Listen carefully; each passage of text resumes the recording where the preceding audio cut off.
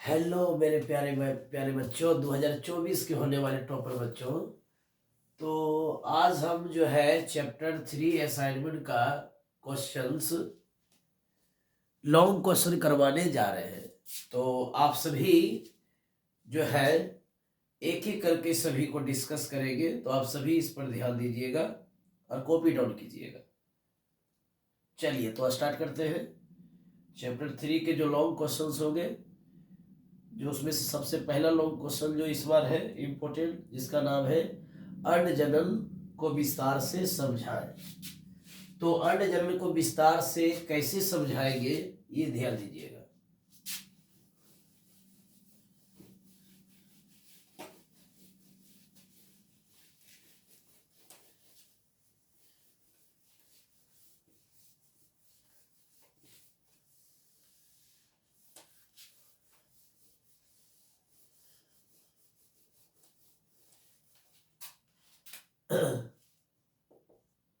And जनन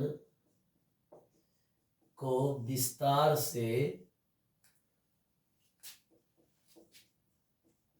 समझाएं। Okay, तो इसका आंसर लिखना है। क्वेश्चन नंबर आपका जो फर्स्ट ही मान लेंगे, जो इम्पोर्टेंट है, यानी अण्ड जनन को विस्तार से समझाएं। oogenesis क्या होता है पहले ये जानेंगे, उसके बाद इसके कितने अवस्था होते हैं ये जानेंगे, फिर इसको ग्राफिकली हम लोग इंट्रोड्यूस करेंगे किस तरह से अण्ड जनन की क्रियाएं होती है। ठीक है, ओके। तो ध्यान से एक एक करके आप नजर रखिएगा। तो सबसे पहला हम लोग इसका आंसर पे लिखते हैं कि अण्ड जनन क्या है। तो वह युग्मक जनन जिसमें अगुणित अंडाणु अगुणित अंडाणु अगुणित अंडाणु अंडाशय के जनन कोशिका द्वारा बनता है। वह युग्मक जनन जिसमें अगुणित अंडाणु अंडाशय के जनन कोशिका द्वारा बनता है अण्ड जनन कहलाता है। अण्ड जनन कहलाता है। अण्ड जनन कहलाता है।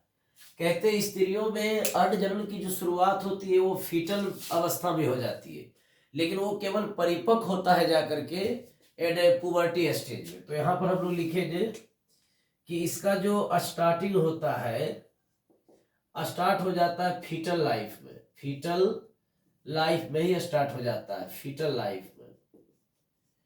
लाइफ में क्या होता है, स्टार्ट हो जाता है। लेकिन ये मैच्योर कब होता है, यानी कि परिपक्व कब होता है, तो पुबर्टी में, यानी पुबर्टी के समय। ये पुबर्टी के समय कहा जाता है कि शुरुआत होती है इसका अण्ड जनन की शुरुआत फीटल लाइफ में, माँ के गर्भाशय में जब वो रहती पलती है गर्ल, उसी समय जो है कि अण्ड जनन की शुरुआत हो जाती है। oogenesis प्रोसेस क्या होता है, चालू हो जाता है। लेकिन जब ये अगर इसकी मैच्योरिटी की बात करें तो ये मैच्योर होता है after birth, it means puberty stage में, यानी यौवनारंभ के समय ये क्या होता है, परिपक्व होता है। कौन, अंडाणु। तो हम देखेंगे स्टार्टिंग कब हुआ, परिपक्व कब हुआ। और अण्ड जनन क्या है, तो वह युग्मक जनन जिसमें अगुणित अंडाणु अंडाशय के जन्म कोशिका द्वारा बनता है। यानी अंडाशय में जो प्राइमरी जर्म सेल होंगे या गैमिट मदर सेल होंगे वहीं पर बनेगा, उस क्रिया को हम लोग क्या बोलेंगे, अण्ड जनन कहेंगे। तो इस तरह से ये कवर हो गया। नेक्स्ट हम लोग डील करते हैं कि इसके कितने अवस्था होते हैं, वो डील करेंगे।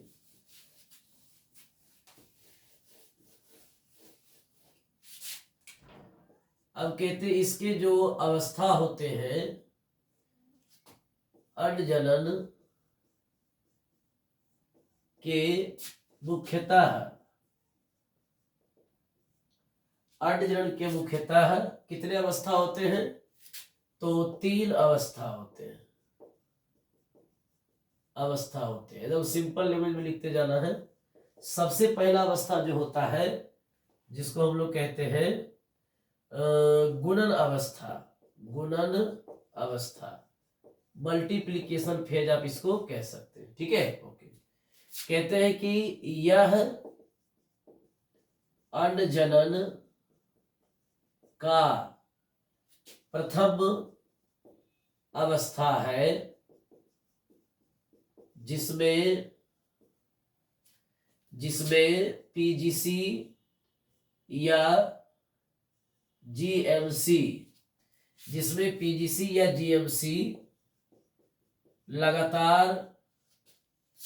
लगातार समसूत्री विभाजन करके oogonia बनाता है। विभाजन करके क्या बनाता है? तो oogonia बनाता है। इस पर पूरी तरह से ध्यान देना। oogonia बनाता है। oogonia, पहला नंबर तो ये जानना है कि oogonia बनाता है, और इसमें क्या होता है कि पीजीसी ही क्या करता है? लगातार करता है। कौन सा विभाजन? समसूत्री करता है। ठीक है, ओके। अब कहते दूसरा अवस्था जो है उसको कहते हैं वृद्धि अवस्था।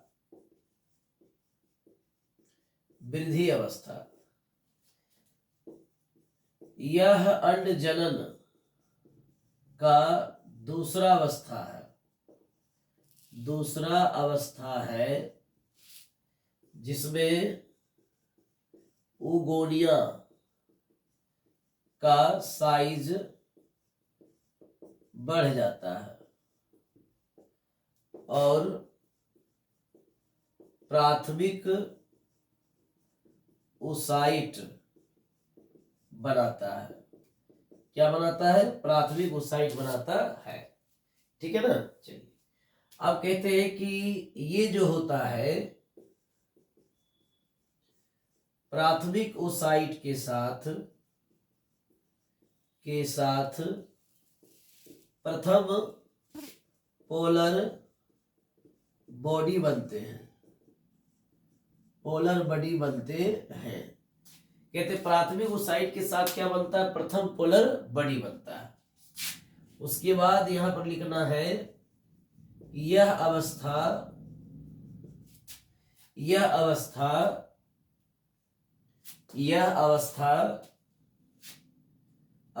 सबसे लंबा किसमें होता है? तो अंड प्रजक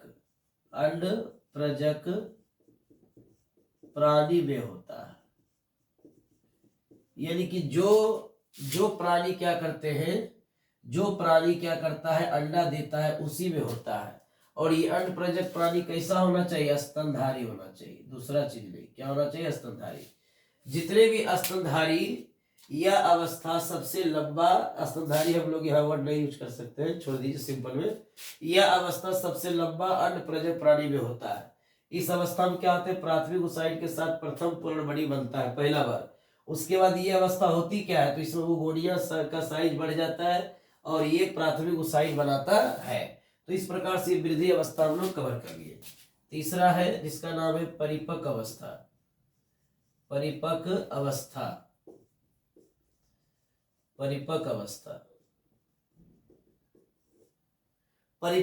की अगर बात करेंगे तो हम कहेंगे यह अंड जनन का अंतिम अवस्था है जिसमें प्राथमिक ओसाइट अर्धसूत्री विभाजन करके द्वितीय ओसाइट बनाता है। उसका देरो मार के लिखेंगे कि द्वितीय ओसाइट के साथ सेकेंड पोलर बॉडी बनता है। देखते वीडियो में आ रहा कि नहीं क्लियर? हाँ चलिए ठीक है, क्लियर है एकदम। आराम से ध्यान से लिखिए। द्वितीय पोलर बॉडी के साथ क्या होता है? सेकेंड पोलर बॉडी बनता है। तो इस तरह से ध्यान दीजिएगा, कहीं कोई दिक्कत नहीं होना चाहिए। अब कहते हैं क्या, इसमें भी एक नोट पॉइंट है कि यह मनुष्य में यानी कि मानव में, यह मनुष्य में लंबे समय तक चलता है। लंबे समय का होता है, लंबे समय का होता है। अब कहते हैं मनुष्य में लंबे समय का होता है, तो मनुष्य की बात हो रही है तो यहाँ पर स्तनधारी होगा, और स्तनधारी के साथ साथ ये क्या है, भीवी पेरस होगा। क्या होगा, भीवी पेरस यानी कि बच्चा देने वाले प्राणी। तो कहते हैं कि जो यंग वंश को देता है, यानी कि जो क्या करता है कि शिशु उत्पन्न करता है, उसी को हम लोग क्या बोलते हैं, शिशु जो उत्पन्न करता है उसी को हम लोग कहते हैं। आपका जो है ये कट रहा है वीडियो, तो इसको थोड़ा सा ध्यान से देखिएगा।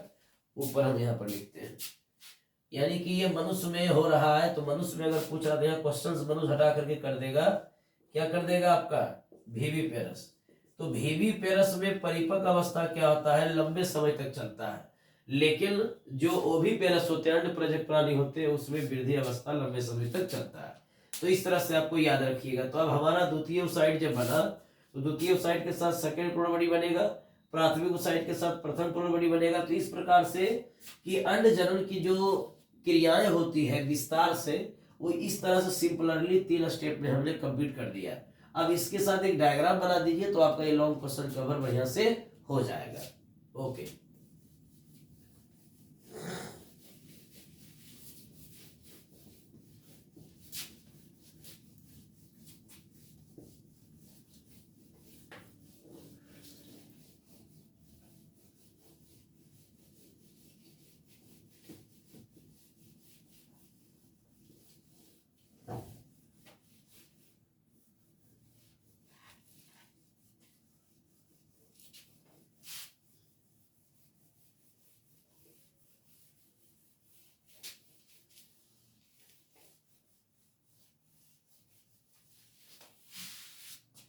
चलिए तो अब हम देखेंगे इसका डायग्राम जो हो, ये हो गया पीजीसी,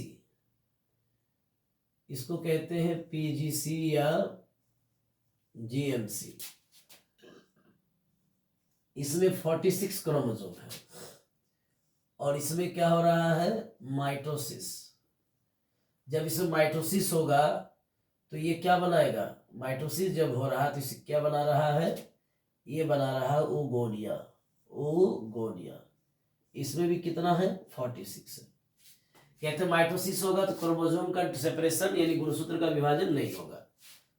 अब ये क्या करता है, ये भी माइटोसिस कर रहा है,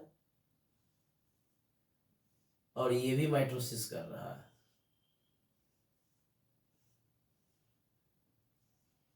इस तरह से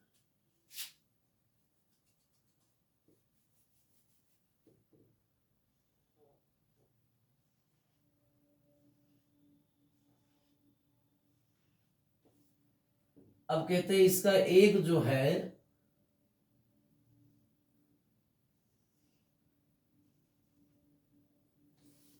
एक जो है बड़ा हो जाता है, जिसको बोलते हैं हम लोग प्राइमरी oocyte बोलते हैं।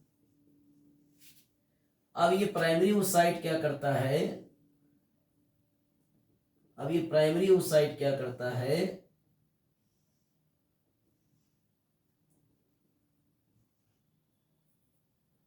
माइटोसिस डिवीजन करता है, यानी कि मियोसिस।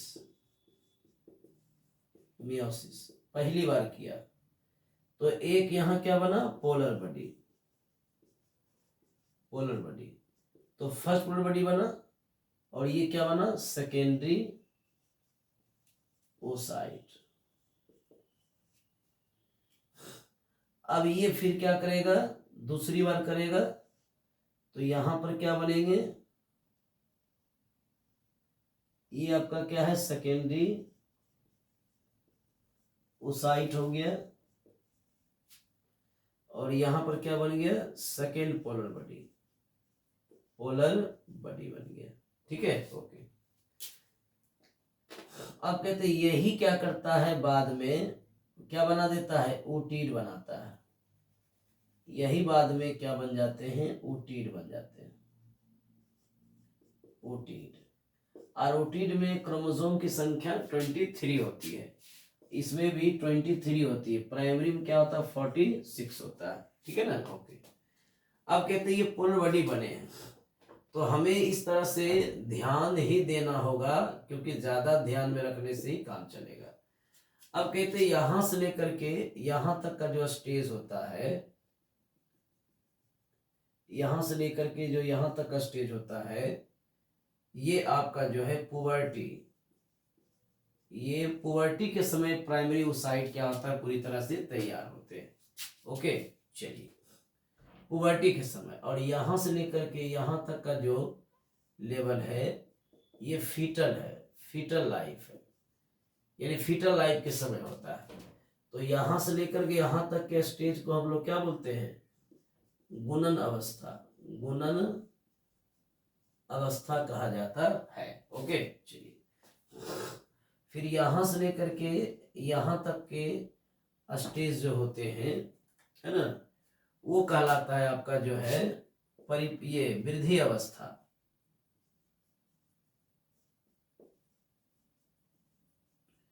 फिर उसके बाद यहां से लेकर के यहां तक का जो लेवल होता है, यानी कि ऊटीट से क्या बनते हैं, ओवम, ऊटीट से ही क्या करता है आगे चल के ये कन्वर्ट हो जाता है किसमें, ओवम में कन्वर्ट हो जाता है, जिसमें 46 क्रोमोसोम होते हैं, सॉरी 23 क्रोमोसोम्स होते हैं, इस तरह से कन्वर्ट कर देना। तो उसके बाद यहाँ वाला, यहाँ से लेके यहाँ तक का स्टेज कहलाता है परिपक्व अवस्था, परिपक्व अवस्था कहलाता है। तो ध्यान दीजिएगा कि पीजीसी को बोलते हैं प्राइमोडियल जर्म सेल या गैमिट मदर सेल। कहते हैं प्राइमोडियल जर्म सेल में समसूत्री विभाजन होता है तो ओगोनिया बनता है, और ओगोनिया क्या करते हैं, साइज में बड़ा हो जाता है, प्राइमरी ओसाइट कहलाता है। प्राइमरी ओसाइट में पहली बार मियोसिस हुआ तो सेकेंडरी ओसाइट बना, उसके साथ फर्स्ट प्रोबॉडी बनेंगे। उसके बाद दूसरी बार मियोसिस होगा, मियोसिस अगर यहाँ दूसरी बार होता है, मियोसिस यहाँ दूसरा बार होता है तो ये दूसरा प्रोबॉडी बनाता है, और इसके साथ सेकेंडरी ओसाइट रहता है, और ये बाद में ओटीड बनाता है, ओटीड बाद में क्या बना देता है, ओवम। इस प्रकार से पूरे प्रोसेस को हम लोग क्या बोलेंगे, इस पूरे प्रोसेस को हम लोग क्या बोलेंगे, इस प्रोसेस को पूरा बोलेंगे हम लोग अंडजनन। तो यहाँ डायग्राम का नाम आप लिख सकते हैं, अंड लिख सकते हैं, सोइंग oogenesis, oogenesis यहाँ पर नोट कर लीजिएगा। ओके, चलिए ठीक, इसको राइट आउट कीजिए कॉपी में बढ़िया से, कहीं कोई दिक्कत नहीं होनी चाहिए, ध्यान से इसको देखते चले जाइए।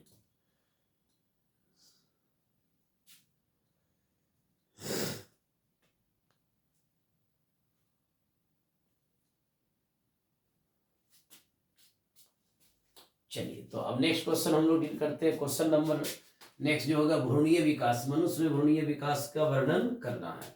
ध्यान से कैसे होगा तो ध्यान दीजिएगा। चलिए, चित्र का नाम जो है नीचे लिखिएगा, फिगर शोइंग oogenesis, यानी शोइंग oogenesis।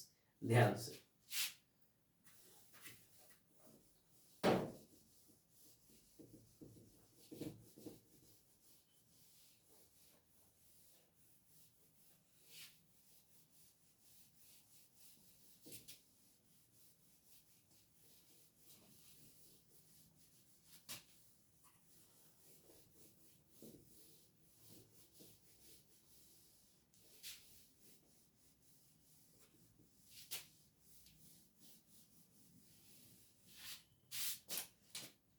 अब क्वेश्चन नंबर 2 जो है हम लोग डील करें, क्वेश्चन नंबर नेक्स्ट डील करेंगे, जिसका नाम है मनुष्य में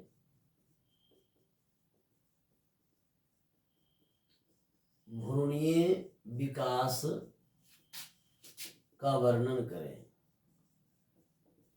तो ये आपके असाइनमेंट में दिया हुआ है, जो जो चैप्टर 3 का इंपॉर्टेंट क्वेश्चन है वही क्वेश्चन हम असाइनमेंट से करवा रहे हैं, सभी को नहीं करवाया जा रहा।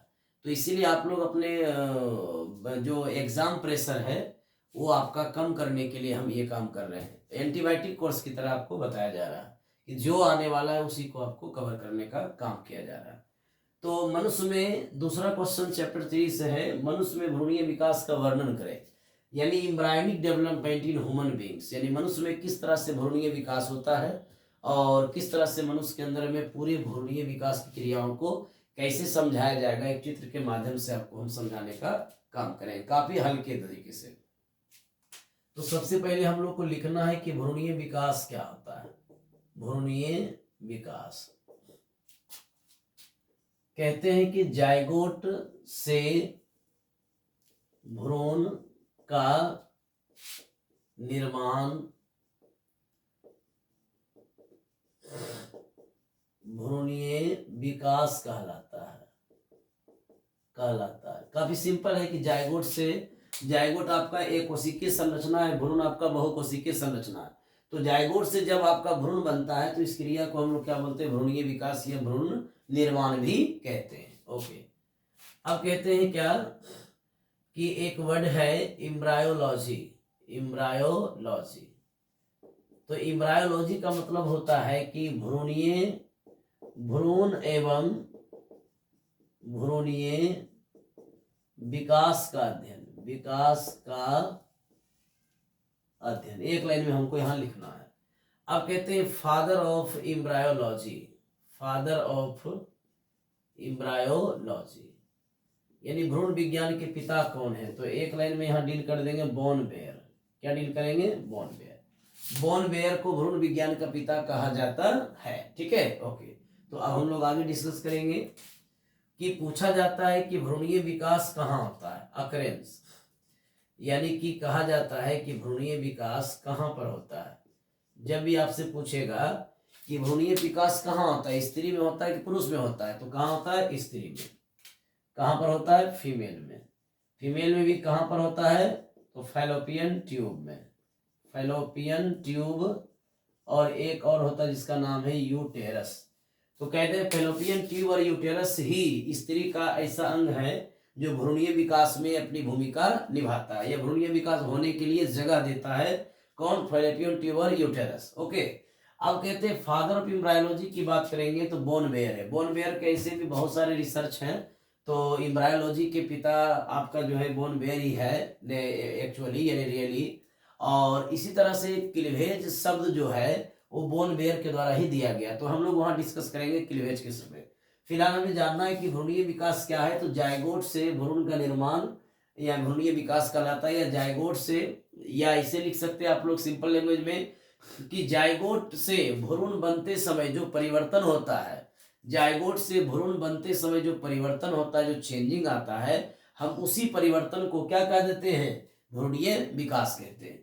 अब कहते हैं एम्ब्रायोलॉजी क्या है, तो भ्रूण एवं भ्रूणीय विकास का अध्ययन। भ्रूण जो है, भ्रूण है, उसकी संरचना है, उसका विकास जो होता है, उसके पूरे स्टडी को कहा जाता है एम्ब्रायोलॉजी। ये बायोलॉजी के एक ऐसे ब्रांच है, ऐसे शाखा है जिसमें आपको भ्रूण के संरचना, भ्रूण के रूप या भ्रूण के लक्षण और उसके किस तरह से वो भ्रूण बनता है उसका अध्ययन करवाता है, एक ब्रांच है।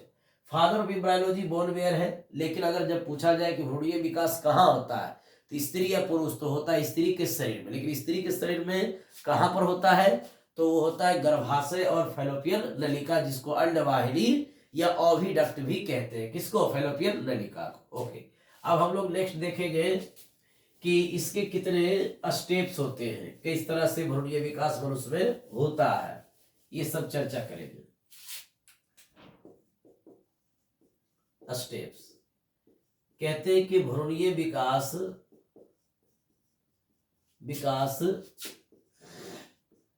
निम्न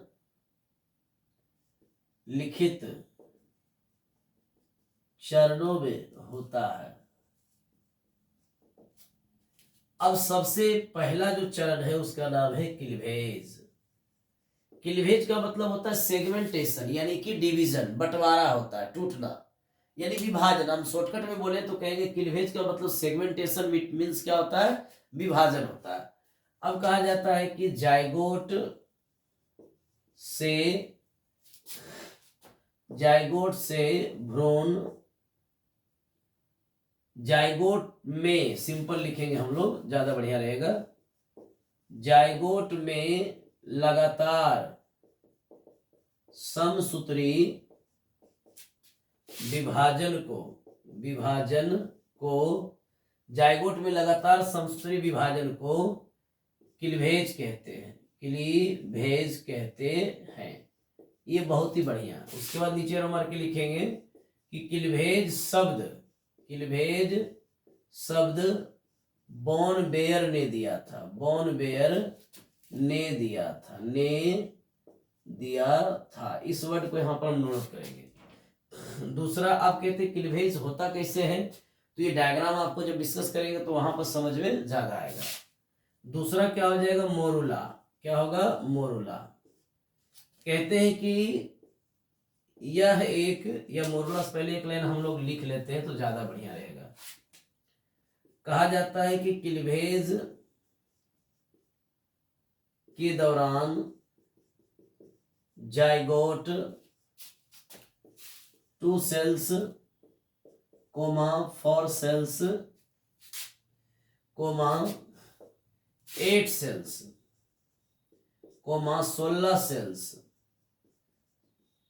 16 सेल्स बनाता है, में बदल जाता है। ओके।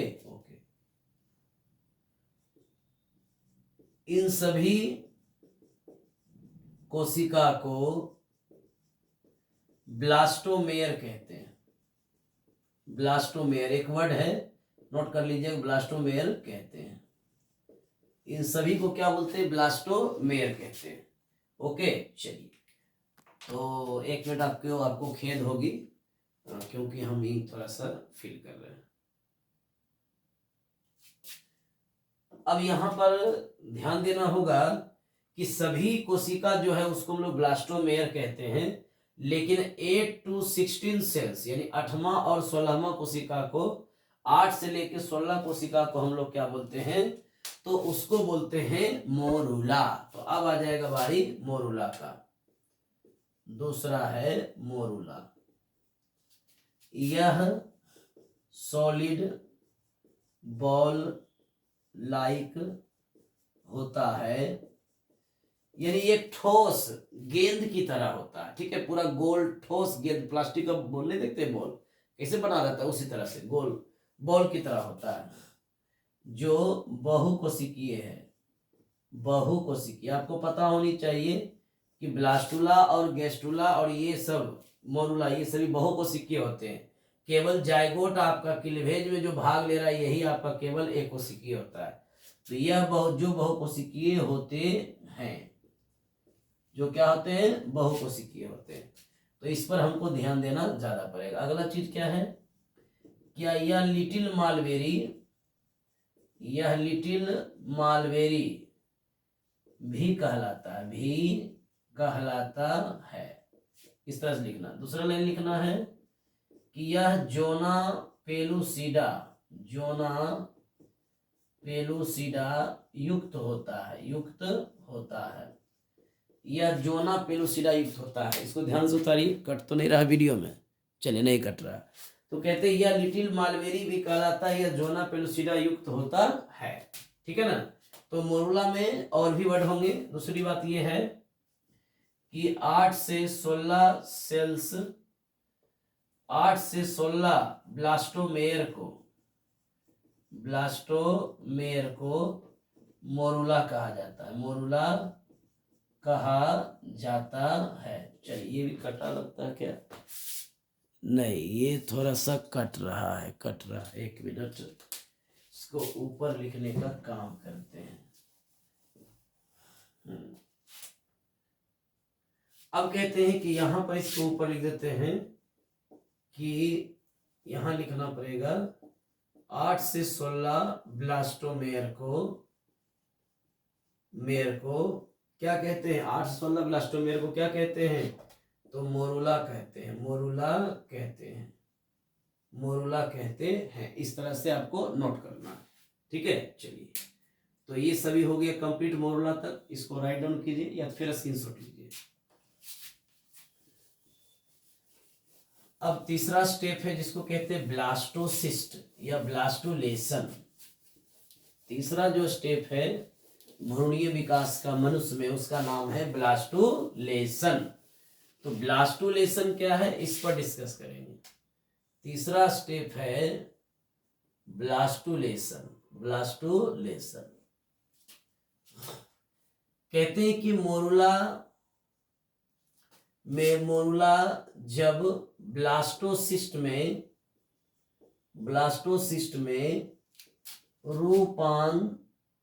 रूपांतरित हो जाता है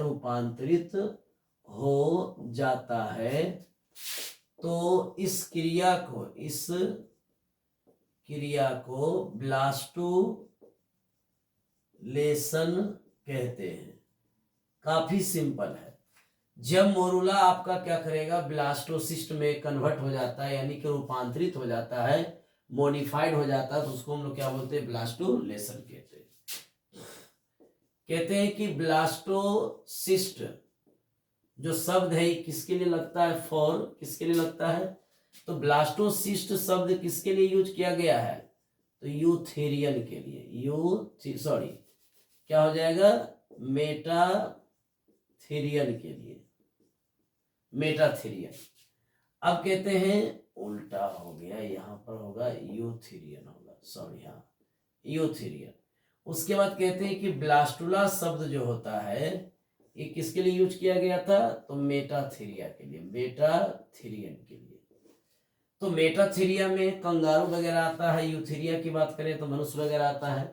तो यूथेरिया और मेटाथेरिया ये दो स्तनधारी के ऑर्डर है, ठीक है, जिसमें ब्लास्टोसिस्ट किसी में कहा जाता है, किसी में ब्लास्टुला कहा जाता है, मतलब दोनों सेम है। ओके, चलिए तो अब पढ़ेंगे कि ब्लास्टोसिस्ट क्या होता है। अब पढ़ना है ब्लास्टोसिस्ट क्या है, ब्लास्टोसिस्ट क्या है। तो यह 32 कोशिकीय संरचना है जिसमें बाहर की ओर ट्रोफोब्लास्ट तथा अंदर की ओर इनर सेल मास होता है। नीचे रो मार के लिखेंगे कि ट्रोफोब्लास्ट तथा इनर सेल मास के बीच स्थान को ब्लास्टोसील कहते हैं।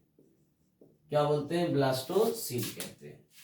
तो इस तरह से आपको ध्यान पूरा देना है।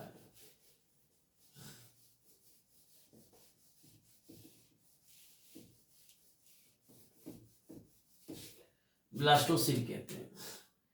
अब कहते हैं क्या, इनर सेल मास से सेल्स ऑफ रॉबर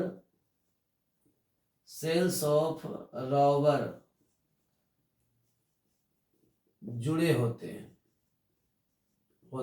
जो आरोपण के समय गर्भाशय के इंडोमेट्रियम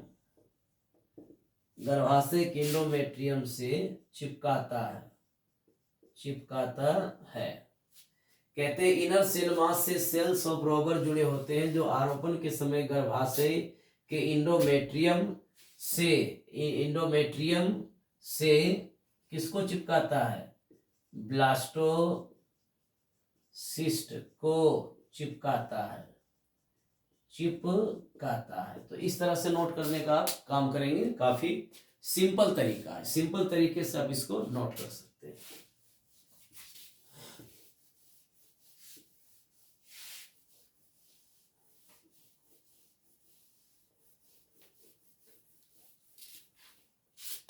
चलिए, तो ये हो गया आपका जो है ब्लास्टोसिस्ट के बारे में चर्चा।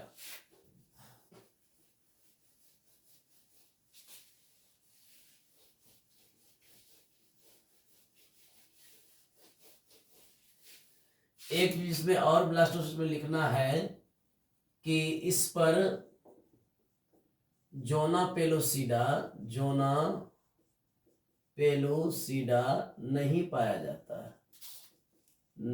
पाया जाता है इस तरह से, ठीक है। अब ब्लास्टोसिस्ट तक डायग्राम बनाना है, उसके बाद एक स्टेप और है भ्रूणीय विकास का जिसको बोलते हैं आरोपण, तो हम नेक्स्ट क्लास में उसको हम लोग डील करेंगे। तो डायग्राम देखते हैं कि ये हमारा जो है, ये जो है जिसको कहते हैं जायगोट, और जायगोट आपको पता है 2n होता है, द्विगुणित। और ये क्या है, जोना पेलुसिडा है, जोना पेलुसिडा, यानी कि जोना पेलुसिडा बाहर वाला आवरण। अब कहते हैं कि जब इसमें क्लीवेज होता है, क्लीवेज होता है तो ये क्या बनता है, 2 सेल्स, ध्यान दीजिएगा, ये क्या बनाता है, 2 सेल्स। उसके बाद क्या बनता है, 2 सेल से 4 सेल्स बनता है, 2 सेल से बनता है 4 सेल्स।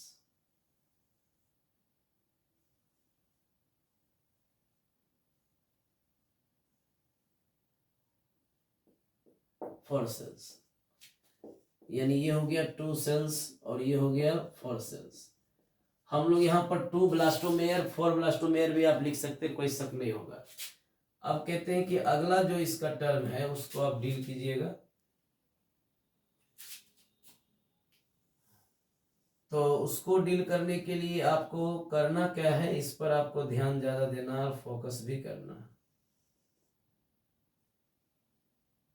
इस तरह से।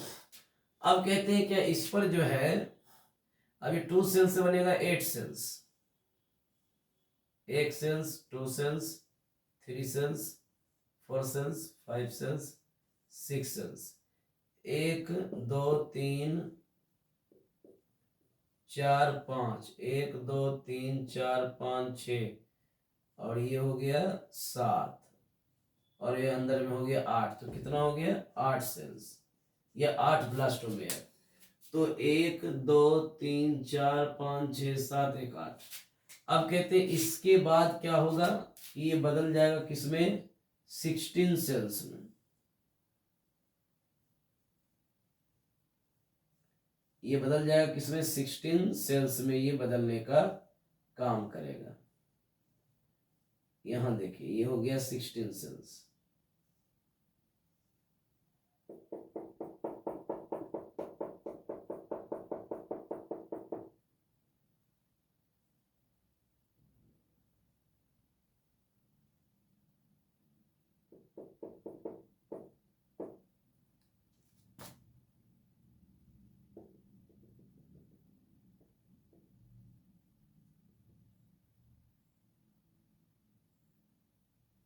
ये हो गया, यहां तक जोना पेलुसिडा रहता है, जोना पेलुसिडा आपका यहां तक मिलेगा, जिसको बोलते हैं मोरुला। क्या बोलते हैं, मोरुला।